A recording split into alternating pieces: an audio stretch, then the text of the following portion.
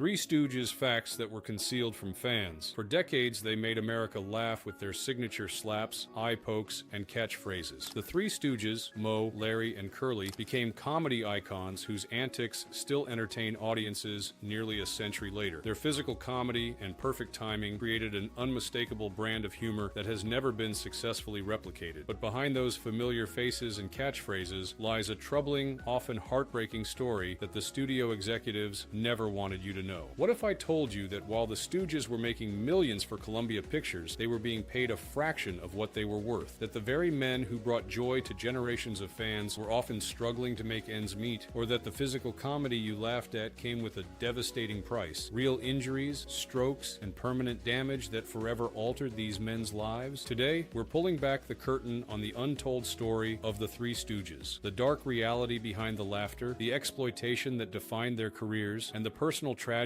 that followed them throughout their lives. These aren't just obscure trivia facts. These are the hard truths that Columbia Pictures and Hollywood power brokers deliberately concealed from the public for decades. Facts that transform how we understand these beloved performers and the true cost of their comedy. By the time we're done, you'll never see the Three Stooges the same way again. The slapstick that once seemed so innocent takes on an entirely different meaning once you know what was happening when the cameras stopped rolling. This is the story Hollywood never wanted told, the real lives of the Three Stooges, the contract that stole their fortune. When the Three Stooges signed with Columbia Pictures in 1934, they believed they were taking a crucial step toward stardom and financial security. What they couldn't have known was that this contract would become the most exploitative deal in Hollywood history, a financial stranglehold that would follow them for the rest of their careers. The truth about this infamous contract wasn't fully revealed until years after the Stooges' deaths. Moe Howard's daughter, Joan Howard Maurer, exposed the devastating details in her biography of her father. Columbia never gave them a raise in 23 years, Joan revealed in a 1990s interview. Not once. While their shorts were among the most profitable at the studio, they were paid the same salary from 1934 until their contract was terminated in 1957. How little did they make? Each Stooge earned just $20,000 per year, equivalent to about $400,000 in today's money. That might sound substantial, but consider this. At their peak, the Stooges were starring in 8 short films annually, which collectively brought in millions for Columbia, making them one of the studio's most profitable assets. Each time Cohn would claim the Stooges' shorts were losing money. "We're keeping you on out of the goodness of our hearts," he would tell them. To emphasize this point, he would often threaten to replace them with a cheaper comedy team if they demanded more money. What the Stooges didn't know, and couldn't have known at the time, was that their shorts were actually enormous moneymakers. They were being shown before feature films in thousands of theaters nationwide, generating substantial revenue that never made its way back to the performers themselves. The contract contained another devastating clause that only came to light decades later. The Stooges had no ownership rights whatsoever to their films. They received no residual payments when their shorts were distributed to television in the 1950s and beyond, a revenue stream that would have been worth millions. "My father would sit in front of the TV in the 1960s watching his own films," Joan Howard Maurer recalled, knowing he wasn't making a penny from them while Columbia was making a fortune selling them to television networks. This financial exploitation had real consequences for the Stooges. Contrary to what fans might expect, they lived relatively modest middle-class lives. Moe, the most financially prudent, invested in real estate, which provided some security. Curly and Larry weren't as fortunate, with Curly facing significant medical bills later in life, and Larry dying nearly penniless. The contract that robbed the Stooges of their rightful earnings wasn't just unfair, it was deliberately designed to maximize studio profits at the expense of the very talent creating the content. This exploitation was carefully concealed from the public, who continued to believe the Stooges were living the high life of Hollywood stars when the reality couldn't have been more different. The physical toll when comedy becomes dangerous, the eye pokes, hair pulls, and face slaps that became the Stooges' trademark were more than just staged comedy. They were real physical actions that took a genuine toll on the performers' bodies over their decades-long career. Contrary to popular belief, many of the stunts in Stooges' shorts weren't fake. While certain safeguards were in place, the sound effects were exaggerated, and the eye pokes were carefully choreographed to actually target the eyebrows rather than the eyes themselves. The physical impact was very real. Moe Howard's daughter revealed that her father suffered from persistent headaches throughout his career, from the constant pulling of his hair. His scalp was incredibly sensitive, she noted in her biography. Years of having his hair pulled left him with chronic pain that he rarely talked about publicly. Larry Fine, known for his wild hairstyle, hairstyle, experienced hearing damage from the repeated slaps to his ears. Later in his life, he developed a noticeable palsy that some medical experts have attributed to the cumulative effect of thousands of stage blows to the head over his career. But no Stooge paid a higher physical price than Curly Howard. The most athletic and physically gifted of the group, Curly performed the most demanding stunts. He would throw himself into walls, fall down flights of stairs, and absorb countless hits, all while maintaining the manic energy that made him the fan favorite. This punishing physical regimen, combined with his already poor personal health habits, contributed to his declining health. By the mid-1940s, Curly had noticeably slowed down on screen. What fans didn't know was that he had suffered a series of small strokes that were gradually affecting his performance. The studio, concerned about protecting their valuable property, concealed Curly's deteriorating condition from the public. They shot around his limitations and edited films to hide his declining mobility and speech. In some later shorts, viewers with a keen eye can spot moments where Curly struggles to remember his lines or seems confused during a routine, early signs of the cerebral damage that would eventually end his career. The devastating major stroke that finally removed Curly from the act in 1946 didn't come out of nowhere. It was the culmination of years of warning signs that had been deliberately hidden from public view. The studio narrative presented it as a sudden health crisis, rather than the predictable outcome of a physically punishing career combined with neglected health issues. Even more disturbing were the work practices of the era. Unlike today's productions with strict safety protocols and stunt coordinators, the Stooges shorts were filmed quickly and cheaply. Many of the knocks, falls, and crashes were performed without adequate protection. Jules White, who directed many of the Stooges shorts, was known for pushing for bigger, more spectacular physical gags without equal concern for the performer's well-being. "One more take" was a common refrain, even when the Stooges were nursing real injuries from previous attempts. This physical toll wasn't just the result of their on-screen personas. It reflected the disposable way performers were treated in the studio system. The Stooges were viewed as replaceable commodities rather than artists whose health needed to be protected. When Curly could no longer perform, his brother Shemp was brought in. When Shemp passed away, Joe Besser took his place, followed by Curly Joe DeRita. The message was clear: the show must go on, regardless of the human cost, and that cost was deliberately hidden from the fans who laughed at what they believed was harmless slapstick comedy. The real Curly, a tragic downfall concealed. Of all the Stooges, Jerome "Curly" Howard was unquestionably the fan favorite. His childlike innocence, distinctive vocalizations, and remarkable physical comedy made him the standout performer in the trio. But the real Curly Howard was dramatically different from his on-screen persona. The tragedy of his personal life was carefully concealed from the public during the height of the Stooges' popularity. Unlike his energetic, childlike character,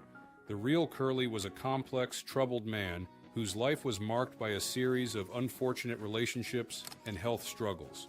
While his on-screen antics projected an image of carefree joy, off-screen Curly was often melancholy and insecure.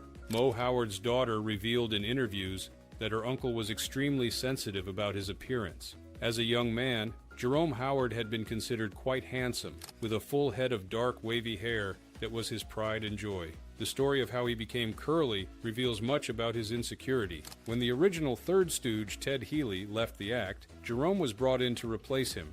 Just before their first film, Healy spotted Jerome and remarked that he looked too handsome and dignified for comedy. On the spot, Jerome was told to shave his head. He was devastated but complied, forever altering his appearance and, in many ways, his identity.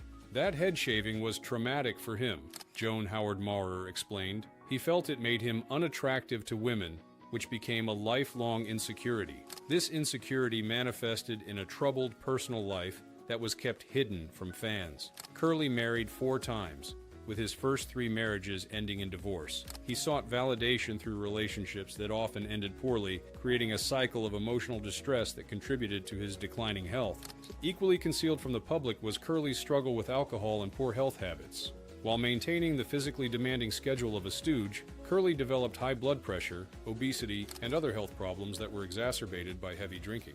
By 1945, his health had deteriorated to the point that it was becoming difficult to conceal on screen.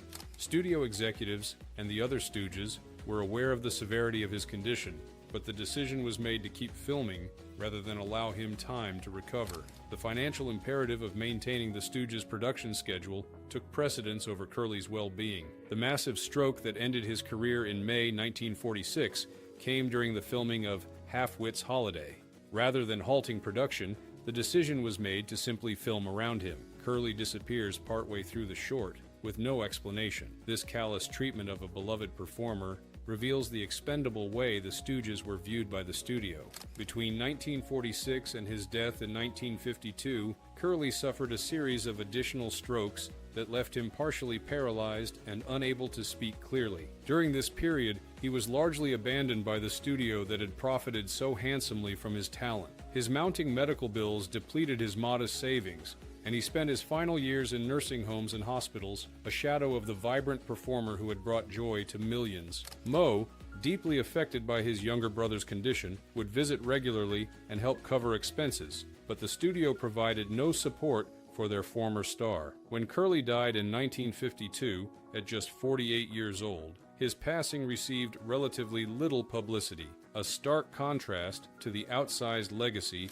he would eventually attain in comedy history. The story of Curly Howard reveals the dark underbelly of Hollywood's golden age, a system that extracted everything it could from performers while providing little in return when they could no longer contribute to the bottom line. Shemp Howard, the reluctant stooge. When Curly suffered his career-ending stroke in 1946, the future of the Three Stooges hung in the balance. The solution came in the form of the oldest Howard brother, Samuel Shemp Howard, who stepped in to save the act. But what most fans don't realize is that Shemp's return to the Stooges was a sacrifice he made out of family loyalty, not personal ambition. What studio publicists never revealed was that Shemp had deliberately left the original act with Ted Healy years earlier to escape the shadow of being just one of the Stooges. By 1946, he had established a successful solo career in Hollywood, appearing in features with stars like W.C. Fields and Abbott and Costello. He had what his brothers lacked: creative control and fair compensation for his work. Moe's daughter Joan revealed in interviews that her Uncle Shemp was initially very reluctant to rejoin the Stooges. He knew what he was giving up, she explained: independence, creative control, and better pay. But he also knew that if he didn't step in, his brother Moe and Larry would lose their livelihood. This reluctance explains why Shemp sometimes appears less enthusiastic in his Stooges shorts compared to his solo work. He wasn't just replacing his brother, he was sacrificing his own hard-won career advancement to save the family business. What makes this sacrifice more poignant is that Shemp knew he would inevitably be compared to the beloved Curly, often unfavorably. Fan mail from the period reveals that viewers frequently complained about Shemp not being as funny as his younger brother, creating a no-win situation for the veteran performer.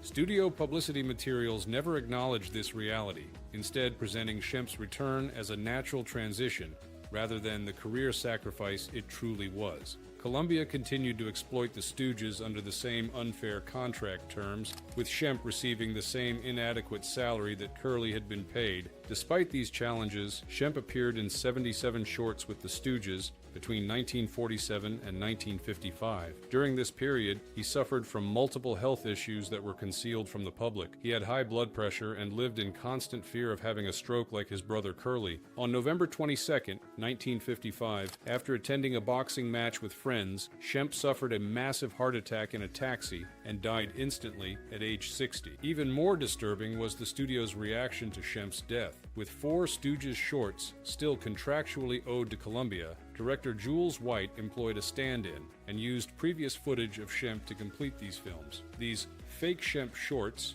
as they're now known, represent one of the most disrespectful treatments of a deceased performer in Hollywood history. The studio didn't even allow proper time for mourning. Moe and Larry were informed they needed to find a replacement quickly or their contract would be terminated. Shemp Howard's story, his sacrifice, his struggle to escape his brother's shadow, and the exploitative treatment he received even after death represents one of the most concealed aspects of the Stooges' history, deliberately obscured by studio publicity that preferred a simpler, more marketable narrative about the beloved comedy team. Larry Fine, the forgotten middleman. While Curly may have been the fan favorite and Moe the recognizable leader, Larry Fine was in many ways the unsung hero of the Three Stooges, the essential glue that held the act together through all its incarnations. Yet Larry's personal story was perhaps the most thoroughly concealed from public view, and in many ways, the most heartbreaking. Born Louis Feinberg in Philadelphia, Larry's path to becoming a stooge began after a childhood accident that could have ended his life before it really started. At age 4, he burned his arm with acid in his father's jewelry shop. His parents, hoping to strengthen the damaged arm, paid for violin lessons as a form of therapy. This childhood tragedy inadvertently launched his musical career, which eventually led him to vaudeville and his fateful meeting with the Howard brothers.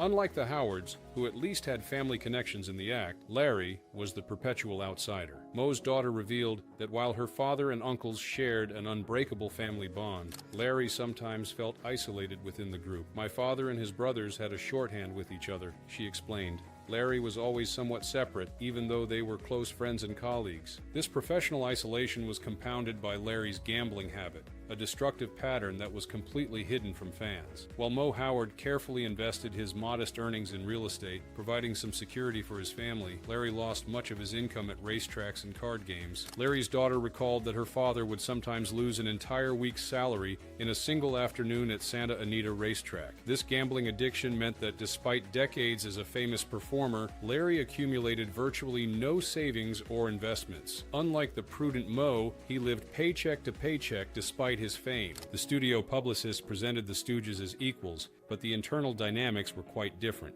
Moe, as both the on-screen boss and the business manager of the act, made most of the decisions. Larry, perhaps due to his financial insecurity, rarely challenged these decisions, even when they weren't in his best interest. When Columbia abruptly canceled their contract in 1957, Larry was nearly 55 years old with no savings and no prospects. While Moe had his real estate investments to fall back on, Larry faced potential destitution.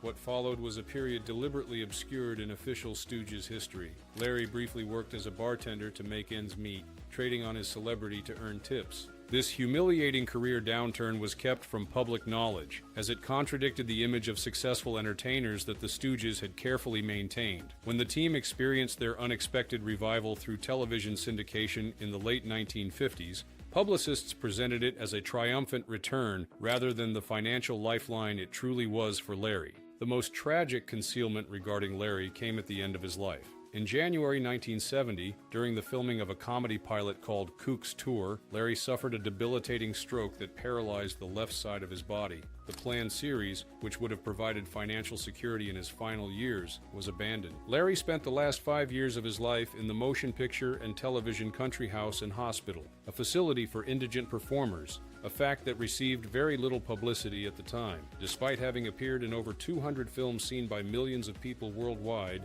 Larry Fine died with virtually no assets to his name. During these final years, while fans were rediscovering the Stooges through television, Larry was largely forgotten by the industry that had profited from his talent. Moe would visit regularly, but Columbia Pictures, which was still earning substantial revenue from Stooges reruns, provided no support for their former star. When Larry died in January 1975, his funeral was modestly attended, with few industry representatives present. The man who had made millions laugh left the world with little recognition from the business he had served for over 40 years, a final indignity for a performer who had given so much and received so little in return. The fake Shemp scandal, exploiting the dead, one of the most disturbing chapters in the Stooges' history, and one that Columbia Pictures went to great lengths to conceal, was the production of 4 shorts after Shemp Howard's sudden death in November 1955. Under the terms of their contract, the Stooges still owed Columbia 4 more shorts featuring the Moe, Larry, Shemp lineup. Rather than releasing them from this obligation after Shemp's passing, or allowing them to introduce a new third Stooge immediately, Columbia demanded they complete these films using a stand-in for Shemp. This ghoulish solution was implemented by director Jules White, who cast actor Joe Palma as a fake Shemp. Palma would be filmed only from behind or with objects obscuring his face.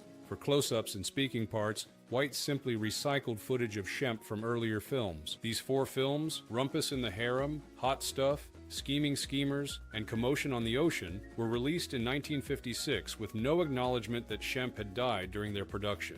The ethically questionable nature of these productions was apparent to everyone involved. Moe Howard's daughter later revealed that her father and Larry were deeply uncomfortable with the arrangement, but felt powerless to object due to their contractual obligations and precarious financial position. "My father would come home devastated after those shoots," she recalled. "He felt they were desecrating his brother's memory, but the studio gave them no choice. It was either do it this way or breach their contract." What makes this exploitation even more troubling is that Columbia could easily have released the Stooges from these obligations or allowed them to introduce Joe Besser, who would become the next third Stooge, earlier than planned. The decision to create these fake Shemp shorts was purely financial, prioritizing the completion of contracted content over respect for a deceased performer. This practice was so notorious within the industry that it spawned the term shemping, used to describe the use of stand-ins to complete a performance for an unavailable actor. Director Sam Raimi, a huge Stooges fan, later popularized the term on his own low-budget productions. What the fake Shemp incident reveals is the complete disregard Columbia Pictures had for both the Stooges themselves and their audience. The studio was willing to exploit a deceased performer,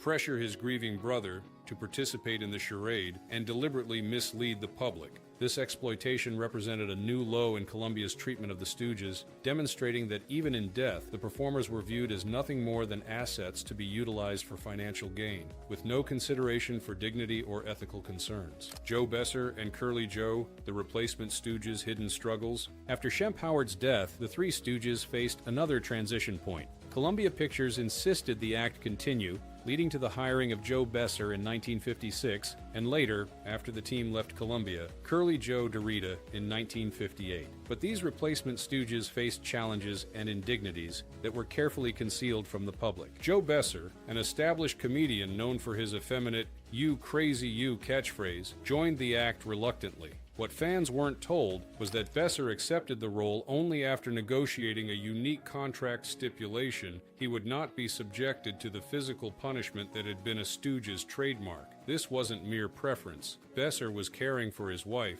who had suffered a heart attack and couldn't risk injury that would prevent him from being her caretaker. Director Jules White and Columbia executives were frustrated but had little choice. The Stooges contract required new content, and Besser was the only established comedian willing to join the struggling act at that point. The result was a watered-down version of the Stooges' classic dynamic. Larry often had to absorb more abuse to compensate for Besser's contractual protection, a behind-the-scenes reality that received no public acknowledgement. The 16 shorts produced with Besser lacked the manic energy of earlier efforts, a creative decline that Columbia blamed on the Stooges themselves rather than the restrictions they had accepted.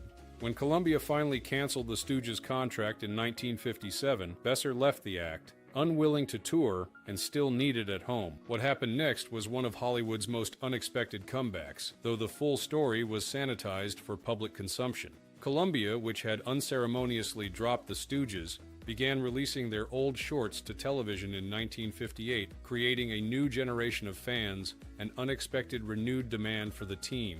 Enter Curly Joe DeRita, who joined Moe and Larry to capitalize on this television-driven revival. But DeRita's experience revealed yet another layer of exploitation concealed from fans. When DeRita joined, the Stooges were entering the most lucrative phase of their career. Live appearances, merchandise, yet DeRita was brought in as an employee rather than a full partner, receiving a salary rather than an equal share of the growing profits. This arrangement created an uncomfortable dynamic within the team. While publicity photos showed 3 equal Stooges, the business reality was that Moe and Larry retained control and the majority of the profits. DeRita, despite becoming the face of the Stooges for a new generation of young fans, never achieved the financial security his contributions should have warranted. This inequity became apparent in 1970 when Larry's stroke ended his performing career. DeRita and Moe attempted to continue with new middle Stooge Emil Sitka, but the effort failed. Despite having been a Stooge for 12 years, longer than Curly Howard's tenure, DeRita found himself without income or a clear future. The final indignity came in retirement. While merchandise featuring his likeness continued to sell,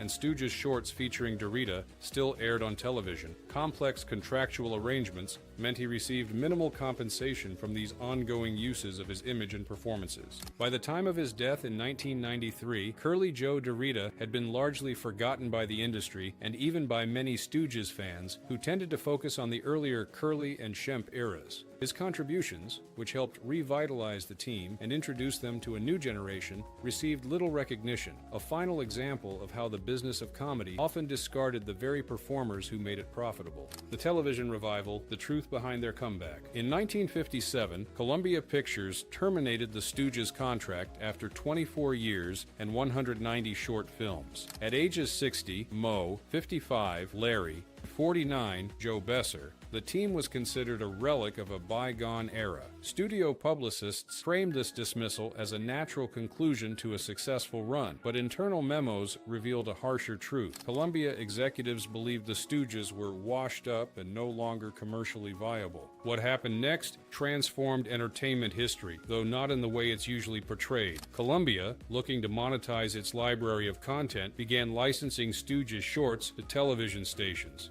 This decision wasn't made to revitalize the Stooges' career. It was simply a way to extract additional revenue from existing assets with zero additional production costs. What's been deliberately obscured in most accounts is how Columbia responded to this phenomenon. Despite making millions from television licensing, the studio shared none of this windfall with the Stooges themselves. The contract they had signed in 1934 gave them no rights to residual payments, a standard provision in modern entertainment contracts, but absent from their Depression-era agreement. Moe Howard's daughter revealed the heartbreaking reality. My father would watch the ratings reports showing Stooges shorts as the highest-rated programs in their time slots, knowing that Columbia was making a fortune while he and Larry were struggling to find work. It was the ultimate insult after decades of exploitation. This television revival created a cruel irony. As the Stooges' popularity reached new heights, the actual performers were facing financial insecurity. Moe and Larry, recognizing the opportunity their renewed visibility presented, recruited Curly Joe DeRita and began touring to capitalize on their television fame. The most egregious aspect of this exploitation came when Columbia began colorizing selected Stooges shorts in the 1980s, long after most of the team had passed away. This process generated new licensing fees and merchandising opportunities, none of which benefited the performers' estates due to the original contract terms.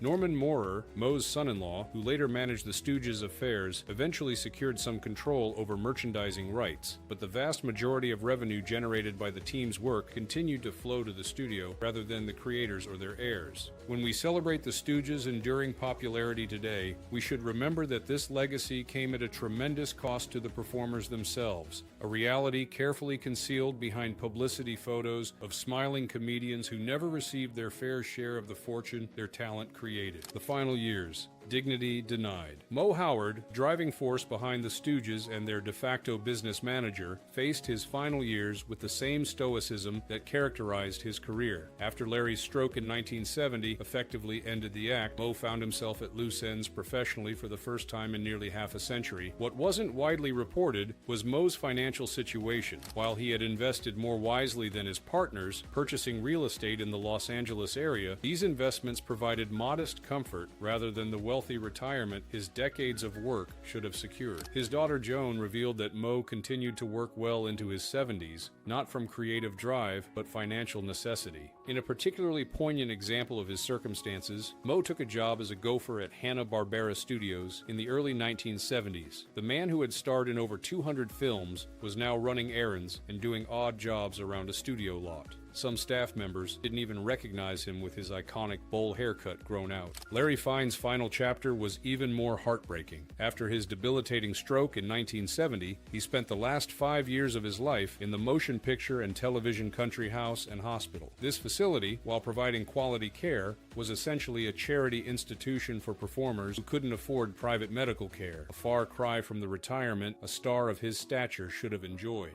Visitors to Larry in this period described a man who remained upbeat despite his circumstances, entertaining fellow patients with stories from his heyday. What they also noted, but rarely discussed publicly, was the absence of studio representatives or significant financial support from Columbia, which was still profiting handsomely from his work through television syndication. Moe Howard's diagnosis with lung cancer in 1975 added a final tragic chapter to the Stooges saga. His illness and death received relatively little media attention compared to the passing of other performers years of similar cultural impact. The man who had made millions laugh left the world with muted acknowledgement from the industry he had served for over 50 years. Perhaps the most telling detail about the Stooges' final years comes from the funeral services for each member. While fans would assume lavish Hollywood send-offs for these comedy legends, the reality was far more modest. Industry attendance was sparse, with few studio executives or power brokers present to pay respects. This final indignity, the contrast between their cultural ubiquity and their personal obscurity, perhaps best encapsulates the true story of the Three Stooges. They were performers who gave everything to their craft, endured decades of exploitation and physical hardship, brought joy to countless millions, yet were denied the recognition, compensation, and dignity their contributions merited. The true legacy of the Stooges isn't just their creative brilliance or enduring popularity, it's also a cautionary tale about an entertainment industry that too often profits from talent without adequately protecting or compensating the very people who create the content on which fortunes are built. The true story of the Three Stooges is far more complex and often more troubling than the simplistic narrative presented to the public for decades. Behind the slapstick humor and catchphrases lies a tale of talented performers who brought joy to millions while being denied fair compensation, proper recognition, and ultimately the dignity their contributions deserve. If you've enjoyed this deeper exploration of the Three Stooges' history, please consider supporting the preservation of their work. The Film Foundation and similar organizations work to restore and maintain classic comedy shorts for future generations.